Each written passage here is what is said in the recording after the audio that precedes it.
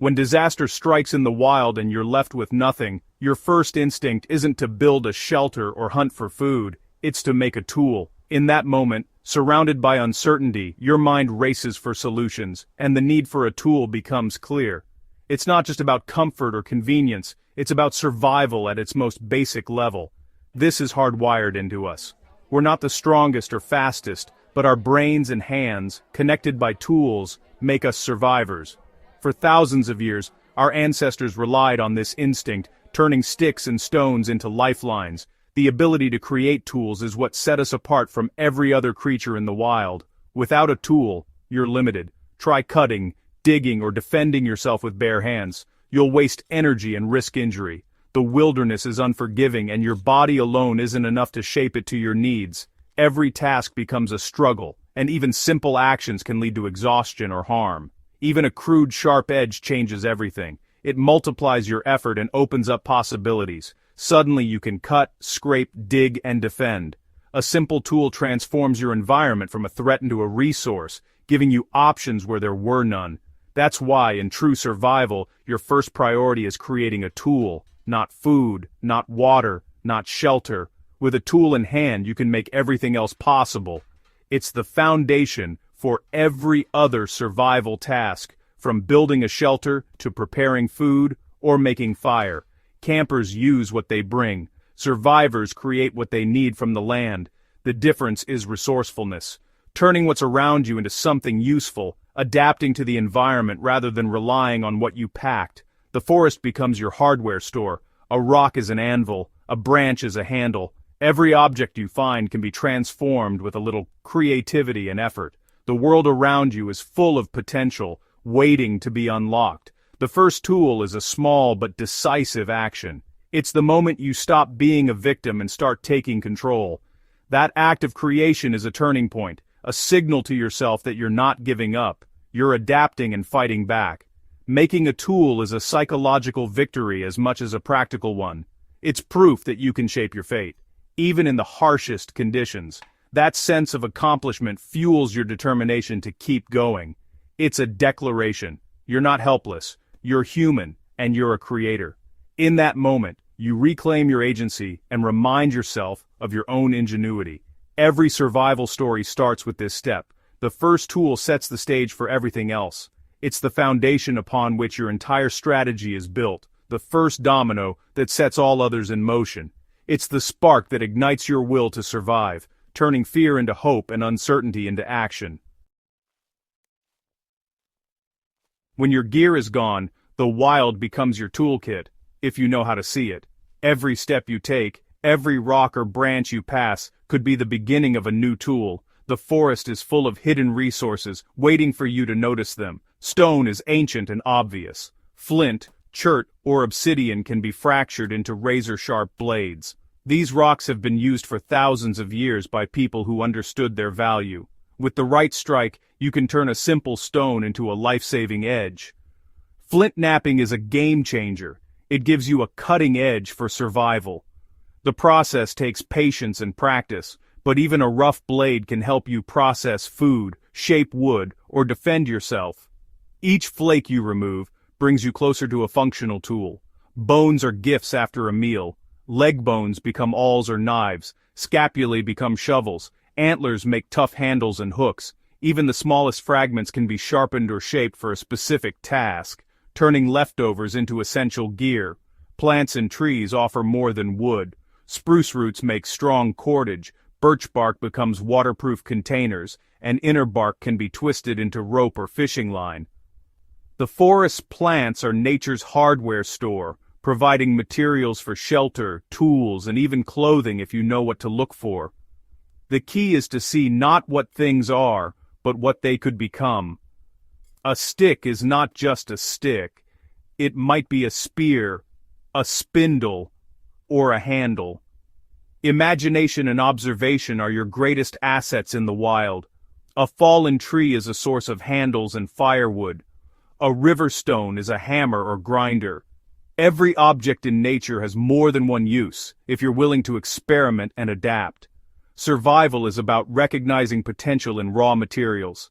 The more you practice, the more you'll see possibilities everywhere.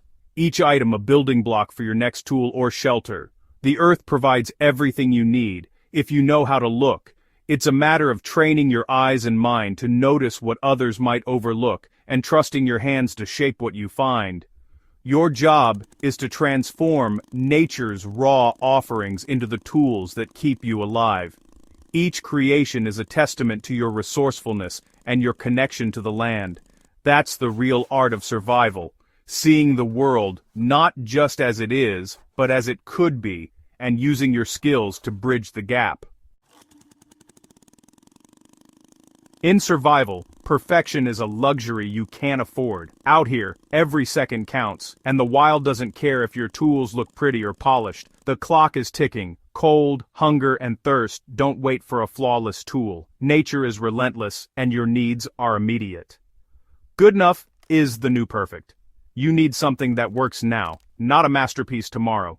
In the wild, utility always trumps aesthetics. A crude stone chopper made in 10 minutes is worth more than a perfect one that takes all day. The difference could be the warmth of a fire or a meal in your belly. Your first knife might just be a sharp flake of stone. It won't win awards, but it'll cut cordage and skin game. That's all that matters when survival is on the line. A digging stick is just a fire-hardened branch, not a shovel, but it gets the job done. It's about making do with what you have, adapting quickly, and moving forward. The survivor's mindset is about function, not form.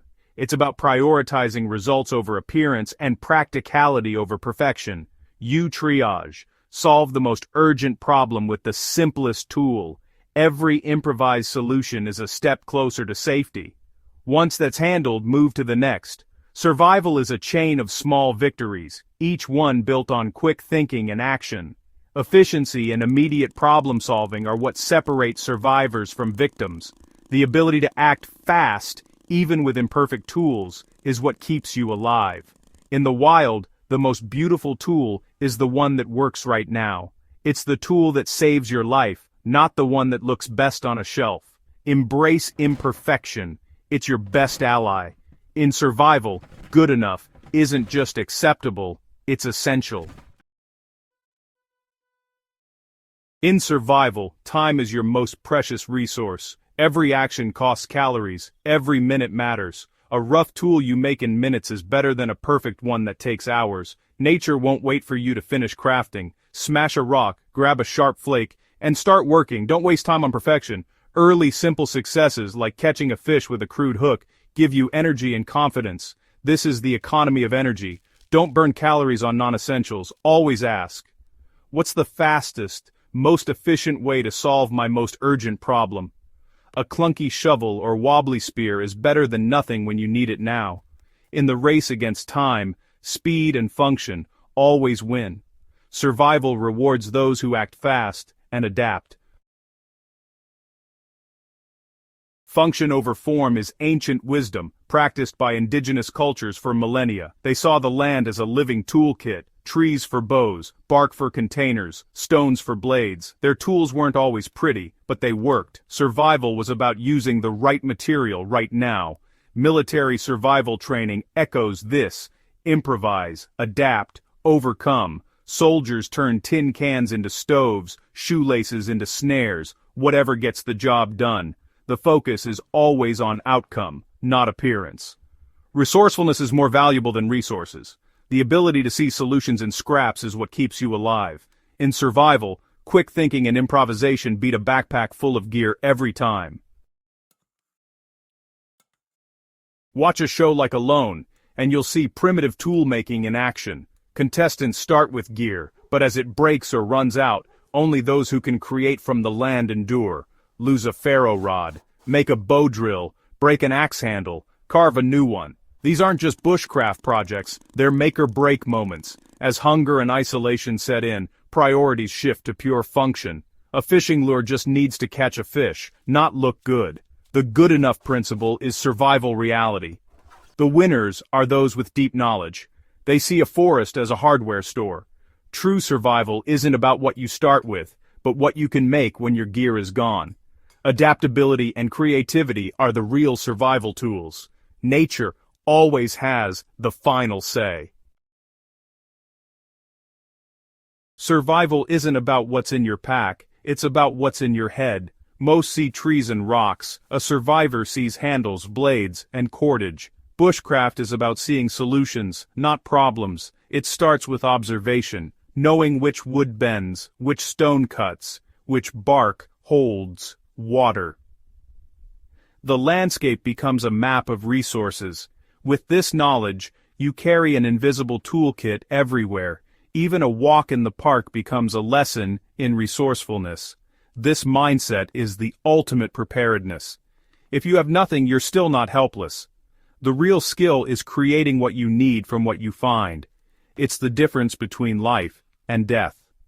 The most important tool is a creative, resourceful mind. That's the timeless truth of survival.